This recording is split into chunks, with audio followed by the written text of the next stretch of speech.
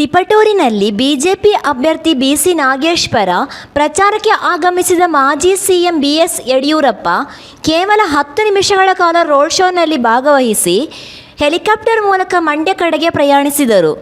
Road ಶೋವನ್ನು ಉದ್ದೇಶಿಸಿ ತಿಪಟೂರಿನ ಅರಳಿಕಟ್ಟೆ ಬಳಿ ಕೇವಲ 2 ನಿಮಿಷಗಳ ಕಾಲ ಮಾತನಾಡಿದ ಯಡಿಯೂರಪ್ಪ, ನಾಗೇಶ್ಗೆ ನೀವೆಲ್ಲ ಆಶೀರ್ವಾದ ಮಾಡಬೇಕು. ನಾಗೇಶ್ ಯಾರು ಅಂತ ಯೋಚನೆ ಮಾಡಬೇಡಿ, ನಾನೇ ನಿಮ್ಮ ಯಡಿಯೂರಪ್ಪ ಅಂತ ತಿಳಿದು ಆಶೀರ್ವಾದ ಮಾಡಿ ಎಂದು ಮನವಿ ಮಾಡಿಕೊಂಡರು. ರಾಜ್ಯ ಅಭಿವೃದ್ಧಿ ಪಥದತ್ತ ಸಾಗೋದರಲ್ಲಿ ಯಾವುದೇ ಅನುಮಾನ ಬೇಡ. ನಾನು ರಾಜ್ಯದ ಉದ್ದಗಲಕ್ಕೆ ಹೋಗಿ ಬಂದಿದ್ದೇನೆ. ಬಿಜೆಪಿ 130ರಿಂದ 135 ಸೀಟ್ಗಳನ್ನು ಗೆದ್ದು ಸರ್ಕಾರ ಮಾಡೋದು ಖಚಿತ. ನಾಗೇಶ್ ಮತ್ತೆ ಮಂತ್ರಿಯಾಗೋದು ಗ್ಯಾರಂಟಿ.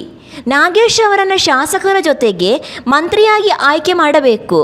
ನಿಮ್ಮೆಲ್ಲರ ಸಂಪೂರ್ಣ ಆಶೀರ್ವಾದ ನಾಗೇಶ್ ಮೇಲಿರಲಿ ಎಂದು ಅವರು ಮನವಿ ಮಾಡಿಕೊಂಡರು.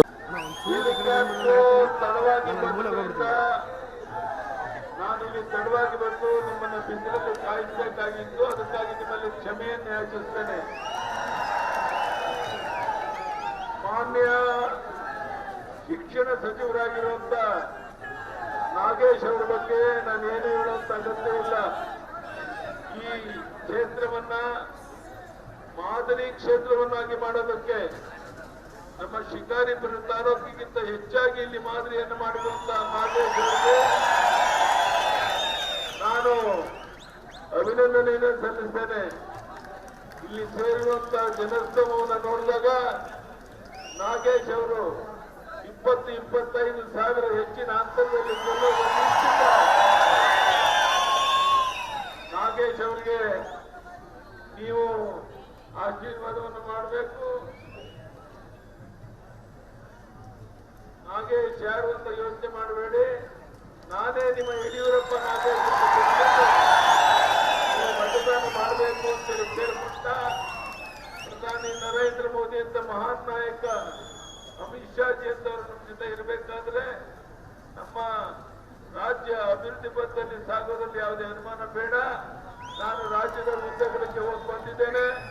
ನಾವು 130-135 ಸೀಟನ್ನ ಗೆದ್ದು ಮತ್ತೊಮ್ಮೆ ನಾಗೇಶ್ ಮಂತ್ರಿ ಆಗಿದ್ದಾರೆ.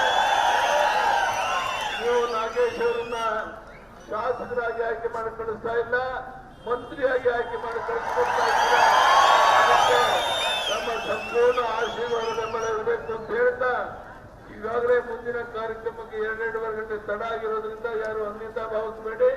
ಇದೇ ನಾನು ಸಭೆಯಲ್ಲಿ ಬಂದು ಮಾತಾಡ್ತಾ ಇದ್ದೆ. ಈ ದೊಡ್ಡ ಸಂಖ್ಯೆಯಲ್ಲಿ ಸೇರಿರುವಂತಹ ನಿಮ್ಮನ್ನು ನೋಡಿದಾಗ ನಾಗೇಶ್ ಅವರು 20-25 ಸಾವಿರ ಅಂತರದಲ್ಲಿ ಗೆಲ್ಲೋದ್ರಲ್ಲಿ ಯಾವುದೇ ಅನುಮಾನ ಇಲ್ಲ. ಆಶೀರ್ವಾದ ಸಂಪೂರ್ಣ ನಾಗೇಶ್ ಮೇಲೆ ಇರಬೇಕು, ಪಕ್ಷದ ಮೇಲೆ ಇರಬೇಕು. ಪ್ರಧಾನಿ ನರೇಂದ್ರ ಮೋದಿ ಅಂತ ಅಮಿತ್ ಶಾ ಅಂತ ಒಬ್ಬ ನಾಯಕರು ನಮ್ಗೆ ಇರಬೇಕಾದ್ರೆ ಈ ಕಲ್ಪತರು ನಾಡಿನಲ್ಲಿ ಒಬ್ಬರಿ ಬೆಳೀತಾ ಇರುವಂತ ನೀವು ಹೆಚ್ಚು ಗೌರವದಿಂದ, ನೆಮ್ಮದಿಯಿಂದ, ಸ್ವಾಭಿಮಾನದ ಬಾಳಿ ಬದುಕಬೇಕು ಅಂತ ನಮ್ಮ ಅಪೇಕ್ಷೆ ಇದೆ. ಅದಕ್ಕಾಗಿ ನಿಮ್ಮ ಸಂಪೂರ್ಣ ಆಶೀರ್ವಾದ ನಾಗೇಶ್ ಮಾಡಬೇಕು ಅಂತ ಮತ್ತೊಮ್ಮೆ ಕೈ ಜೋಡಿಸಿ ಪ್ರಾರ್ಥನೆ ಮಾಡಿ ಮತ್ತೊಮ್ಮೆ ತನ್ನೆಲ್ಲ ಗುರುತಿಸಿ ನಿಮ್ಮ ಮಾತನ್ನು ಮುಗಿಸ್ತೇನೆ. ಧನ್ಯವಾದಗಳು. ನಮಸ್ಕಾರ.